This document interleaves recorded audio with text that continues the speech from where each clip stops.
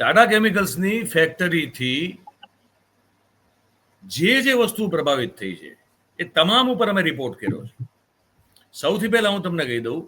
કે ટાટા કેમિકલ્સની ફેક્ટરીથી ખેતીની જમીન ખલાસ થઈ રહી છે.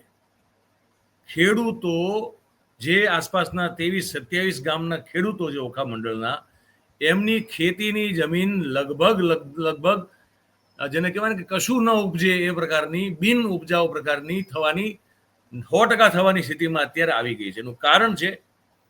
અમે એ સ્ટોરીઝ શૂટ કરેલી છે, અમે એ રિપોર્ટ કરેલો છે. તમે જોશો કે આજે વાત કરી હિમાંશુએ કે જે અમે લોકો જે અમે તમને દેખાડીશું પણ ખરા, એ જે કેમિકલને કચરાને વહન કરતી જે અંડરગ્રાઉન્ડ કેબલ જે પાઇપલાઇન્સ છે, એ પાઇપલાઇન ક્યારે કેવી રીતે એનું પ્રેશર વધે એટલે કેવી રીતે એમાંથી લિક્વિડ જે છે વેસ્ટનું એ બહાર નીકળે છે જમીન ઉપર, ને જમીનને સતત એ રિસાવ થઈ રાખે છે, એનું ગળતર થઈ રાખે છે, અને એ જમીનોનો આખો પટ્ટો બરબાદ થઈ રહ્યો